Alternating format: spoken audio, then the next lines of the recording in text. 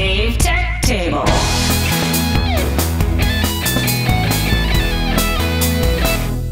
Welcome back to the Tech Table. Today we've got some great things to show you in the fall release for 2015 for Premiere Pro. We've got brand new formats like DNxHR, OpenEXR, and now H.265. All new touch controls, which I'll be showing you on this touch tablet by Vio, and I'll be doing some recording on this Atomos Assassin Ninja, which is a great way to get your recordings done on a tablet. We've got awesome new controls for HDR, sort of our new entry into HDR with Premiere Pro, and it's really cool. We've also got some other great features that I can't wait to show you, but the one I'm going to start with is a brand new one called Remix. Let's check it out. So take this piece by Scott DW. Let me just play it for you for a sec so you get an idea of what the piece is about. How'd you do on the algebra test? Oh, I Watch it, geek. Sorry. What did you say to me? Oh, fight, fight, fight, fight, fight, fight, fight, fight, fight, fight, fight, fight. Let's do this. So you get an idea. It's going to be a high school dance-off, if you will. So the cool kids get up and do their dance, and then the geek kids get up and do their dance. No, I'm...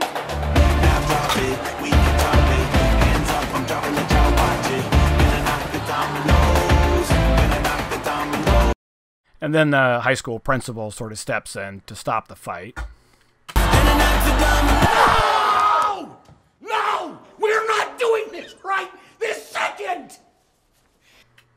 So a really fun piece. And by the way, this piece has got over 20 million hits. So it probably doesn't need any promoting, but just as an example. So what they went ahead and did is they have lots of really fun scenes behind the scenes that they want to sort of attract people to the video, maybe look at the behind the scenes, or maybe just promote the video as is. So you can sort of see what's going on here.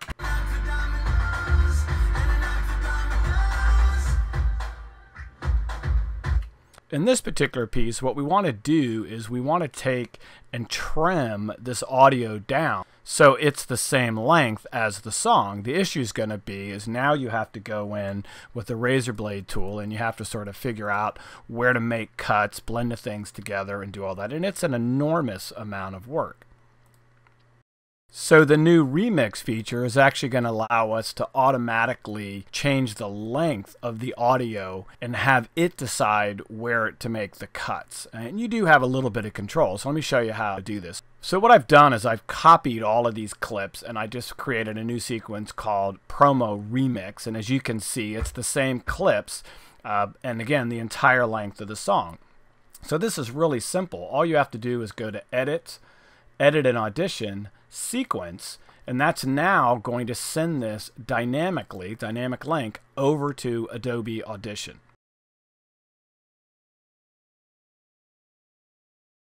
Okay, so I'm just going to move my playhead over here to my marker, which is the end of my sequence here, and what I'm going to do is right mouse click and go to Remix Enable. You can also get to it in the Properties panel over here where you see it now says Busy. That's now calculating and analyzing the clip. And what you're going to notice is a little tiny squiggly line up here on the corner, and now you'll see the help tool says Remix. We're going to resize this, and I'll just bring it right to the end of my marker there, and that's now applied the remix fairly fast. And you'll see this little squiggly line here. That's where it actually decided where to make a cut. Let's listen and see how it did with the lyrics.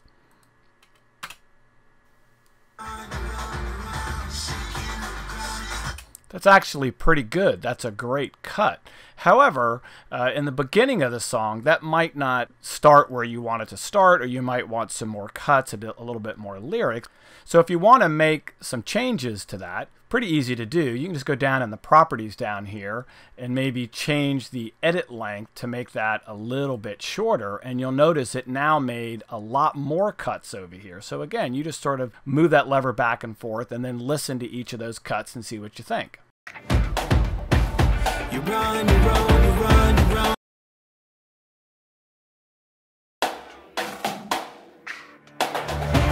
I'm like a one-hit wonder. That cut was fantastic. Take a number, lightning string kids playground. This is the fun kids way down.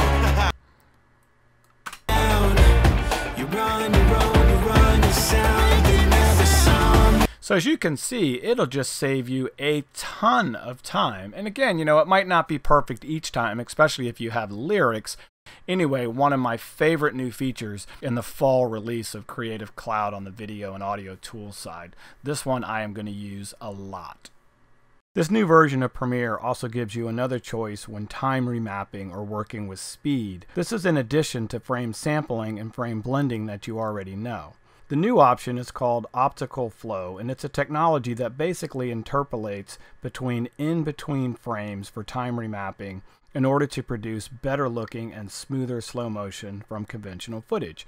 So footage that's shot at 24, 30 frames a second where you just need slow motion to really look smooth. So it's nice to have another choice when frame sampling or frame blending doesn't work. And also, I should point out that Optical Flow doesn't work in all cases, but it works in a lot of cases where frame sampling and frame blending don't. Let's go ahead and take a look. Here I've got a glass of ice, and we're going to go ahead and pour some vodka over it just to give you an idea of what this might look like. And you can see it's shot at 29:9:7. So I'll move that into a new sequence. The first step I'm going to do is just figure out where I want this to start. So right there the water starts to pour, so I'll back this off just a little bit. And let me just see where that ends. Let the vodka settle down. That looks pretty good. And I'll just go ahead and now apply Optical Flow. A couple different ways to do this. The easiest one is just right mouse click, Time Interpolation, Optical Flow. And now from there, it's ready to go and has been applied. The next step might be to go ahead and change your speed duration. So let me just go ahead and change that to something slow, like maybe 30%. And you can also see here that Optical Flow is available as a pull down. Remember, I told you this choice is available in a couple different places. And at this point, I'll just go ahead and render this out. Okay, let's go ahead and preview this. I'm going to put this at full resolution. I'll hit the tilde key just to bring that up full screen. And as you can see, the motion looks really, really good. And in this particular example, Optical Flow is working great. Now, one of the things you're going to notice as the vodka starts to settle down, it really starts to look kind of interesting. And in some cases, almost a little jello-y type effect. So you have to kind of watch the speed and what happens when you play some of this back. You just have to watch your footage, look for artifacting, and things like that. Optical Flow does tend to move groups of pixels around as well. Think of it almost like a content-aware technology that's sort of looking at the pixels and what's going on over time. I set up another example, one that's a little bit more complex and one that you might consider using in your day-to-day work. The first thing you'll notice, this is an R3D file. It's a 6K Dragon file. And I'm going to right mouse click and I'm going to go to Interpolation, Optical Flow, which I've already done. And I went ahead and I set up a time remap. Again, I think this is going to be a very popular way that people use this feature. And let's go ahead and play this back. I've already rendered it. And let's see what it looks like. And you'll notice it's really nice and smooth. Right there, it should ramp up, speed up a little bit. And that looks pretty good. What you want to look for in this is you want to look, when you go sort of scrub past this video, any sort of groups of pixels that might be shifting or moving. And this image actually looks really, really good. You'll notice up in this rainbow area, that's sort of where I'm keeping my eye and sort of making sure it maintains its shape as this Optical Flow gets applied. And it looks really, really fantastic. Here you'll notice under the export menu under time interpolation, we also have Optical Flow, which is really there for frame rate changes that you might do. You want to apply a different interpolation to that. We actually give you that choice right here on the export menu. A really, really nice choice. And again, I think this is another feature I'll be using quite regularly. Premiere Pro now supports the import of Dolby Vision files, extracting the PQ encoded HDR clips, as well as supporting OpenEXR clips by bringing these clips into Premiere Pro's new HDR working space and preserving the overbrights. These overbrights can be adjusted in the color panel using the new HDR mode, as well as being viewed in the scopes. Let's go ahead and check this out. Let's start by jumping over to the media browser where I've got a couple of samples. The first sample is a Dolby Vision sample, and I do have to say that Dolby is one of the companies that's setting the pace for HDR. So let's take a look and see what this footage looks like. One of the first things you'll notice is this area of the stove here. That's the area we're going to focus on. Obviously, it's way over bright, so let's jump over to the color workspace and take a look at the Lumetri scopes and sort of see what's going on here. And instantly, you can see that we're totally topping out well over 100%. So one of the new tools you have in the Lumetri scopes is an HDR setting. And here you'll notice we can see our scale goes up to 10K, and we're well above 100%. So now we actually have an accurate representation for what's going on here. If you want to make some adjustments in HDR here, you go over to the Lumetri menu here and put that in high dynamic range, and you'll see you start to get some HDR controls. And if you go down to your color wheels, you'll also see you have additional controls here. You have an HDR specular and an HDR white as well. One of the things you might run into is you might run into a situation where you have HDR footage. How am I going to work with this on a SDR display, a standard dynamic range display? We provided you with a tool. If you just type in SDR, because that's the kind of monitor you're using, how do I get this in the right color space so I can actually work with it and put this out in a workflow that I have set up? So if you just put this effect on, you'll instantly see what happens here. And you can see what happens here when I turn the effect off and on. A really, really useful effect.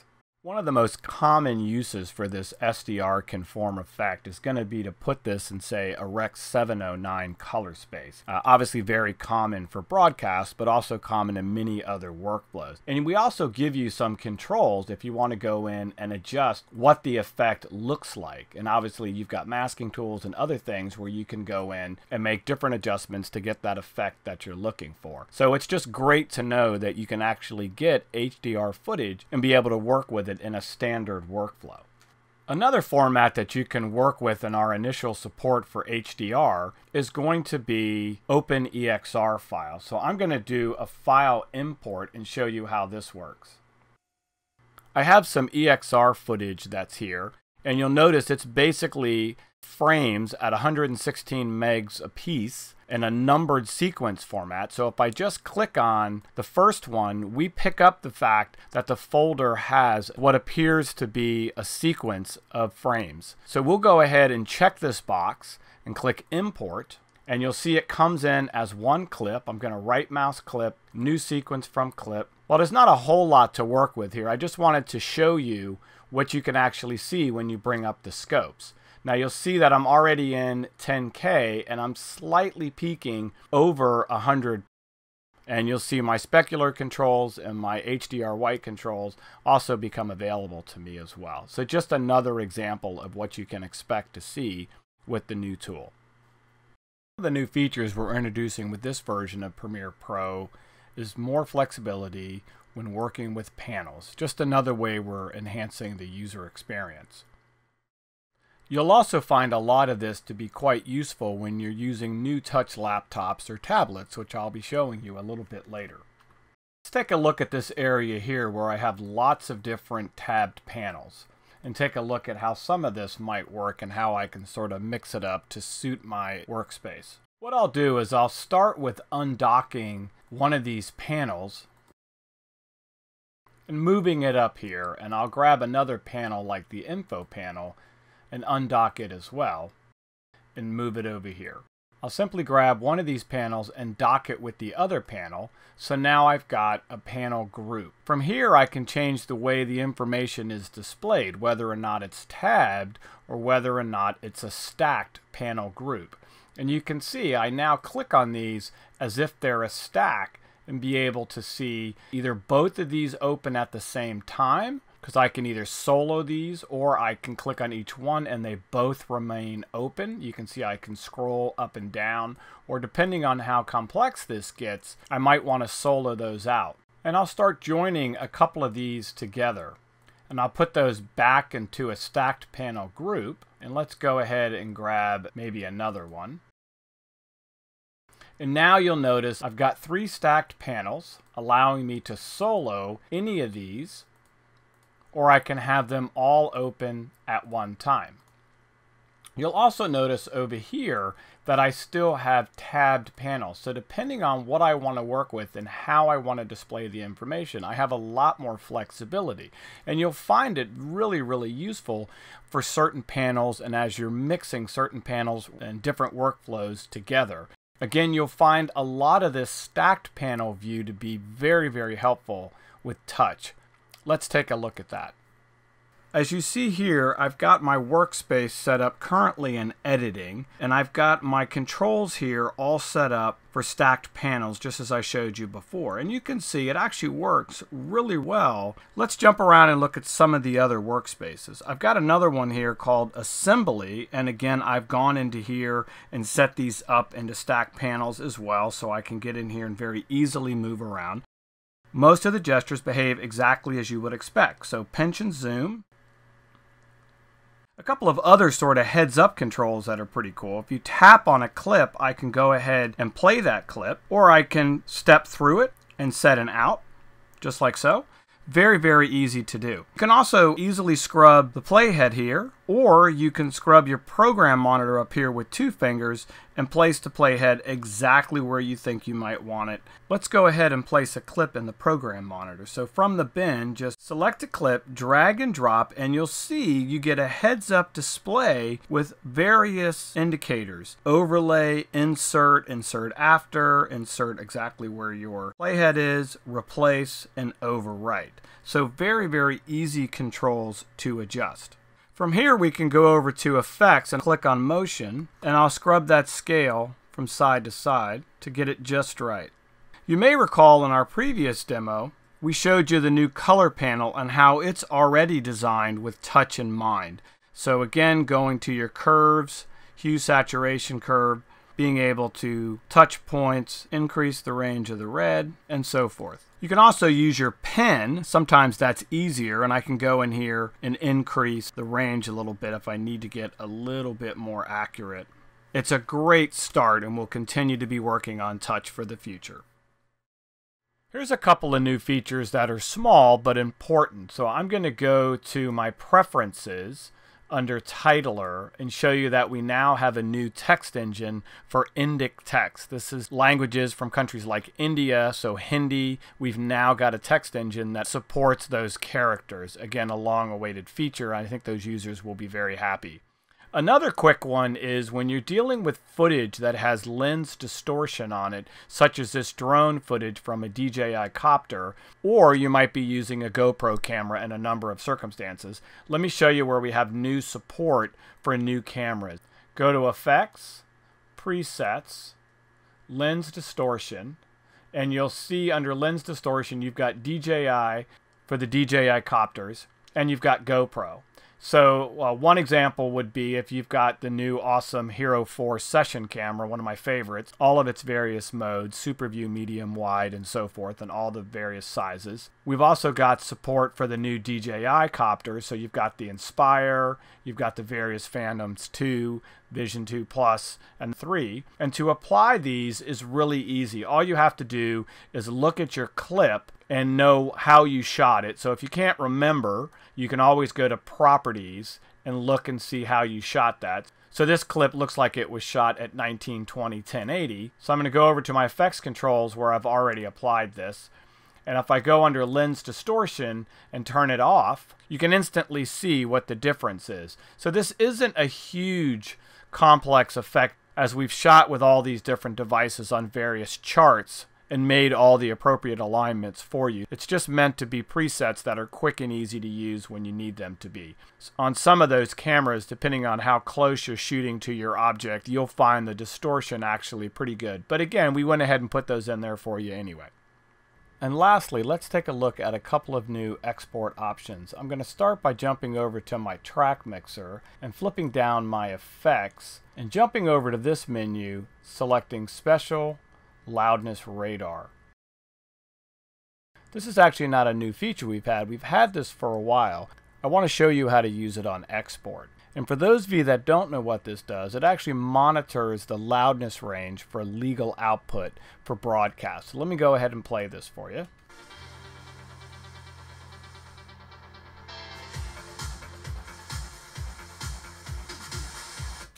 So you can sort of see what's going on here. It's going to read the sequence and let you check for legal limits and see whether or not you have an issue that you need to correct. What happens if you don't want to monitor the sequence? Wouldn't it be great to do this during export? Well, that's what we've added. Let me show you how this works and where to find it. Just go to File, Export, Media, and under Effects, you'll notice as you work your way down the Effects menu, you can see where we have loudness normalization with all the standards right there. And it's the easiest way to set those parameters and the tolerance and peak levels where you need them and have it go ahead and write a loudness report, which in some cases may be required to submit with the media. Now, while I'm in this menu as well, you'll also see that we've added a video limiter as well with all the various standards.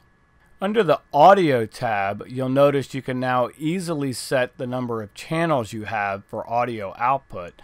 As well, under the Format tab, if I go to MXF OP1A, you'll see that we've got AVC Intra, XAVC, IMX, and now we have a new profile setting for IRT, which publishes the technical guidelines for Germany's public broadcasters. There's 6 MXF profiles for HD program material, and all of these have been specified to create compliant output. On the export format side, we've also added several new ones as well. One of the first ones you'll see is Avid's DNX HR. And under the preset, you'll see we've got all of the presets you would expect to see from Avid's lineup. So 2K, 4K, UHD, all the various frame rates. We've also added OpenEXR, and you've already seen what we can do with that with HDR, and you'll notice all the typical settings are there. And under the compression menu, you'll see all the available compression types. The last one I'll show you is the new support for H.265 or HEVC. And one of the things this will do for you is create amazingly high quality files at very low bandwidth. So let me show you the difference if I take an H.265 file and encode this skier that you see here as well as an H.264, and let's compare the difference. So let's take a look at the export options when we export for H.265 and H.264 so I can show you how I exported these out and we can compare. So I chose under the format H.265, went to the video tab, made sure it was at 4K, constant bit rate, and I set the megabits per second to 5. Highest quality, and also use maximum render quality. The main reason for that is this is a 6K Dragon sequence and I want to export it down to 4K, so you always hit maximum render quality whenever you do a scaling operation, either up or down. For the H.264, I did basically the same thing, so I set it to H.264, made sure I was at 4K, set this up for constant bit rate, and I set my target at 10 megabits per second, and then maximum render quality again because I'm scaling, and then I hit export. Let's take a look at the results. So here you'll see I've got on video track 2, I've renamed it H.265, and on video track 1, I've renamed it H.264. Now what I'm going to do is I'm just going to arrow this through until I find a really good spot that's in focus. About right there. Now let's set our zoom level up and look at some of the detail in his bathing suit. As you'll see, the H.265 layer is off and the H.264 layer is on. So again, you sort of see the quality here. Doesn't look too bad, but when I hit H.265 and I turn this eye on, you'll see it cleans it right up. A lot less artifacting. It is a little softer, But again, it's a lot cleaner image. The most interesting part of this, when I zoom back out and you get even a better idea as we start to look at different detail here, sort of go on some of the flesh tones here, and I'll turn that off and I'll turn it on. You actually are getting much more detail. If you look here around his neck area, when I turn the H.265 layer back on, I'm actually getting more detail. But the story is even better than that, because if I go to my properties here and I compare the file size of the H.265 and the file size of the H.264, that's where it really becomes apparent what the benefit is. So the H.264 file size is 26.84 and the file size of the H.265 is 13.16. Wow, what a difference. The last thing I'll show you is an option that we've added under the Export Publish settings, which now allows you to publish to Facebook. So this has been a very heavily requested feature, and you've got it in this latest update. So not only can you update to Creative Cloud, Facebook, of course you've been able to FTP for a while, get to Vimeo, as well as YouTube. And now you've got Facebook. Thanks for taking a look at what's new in Premiere Pro for the fall release 2015. If you like what you saw, don't forget to click the subscribe button so you can always be on top of what's new and the latest features.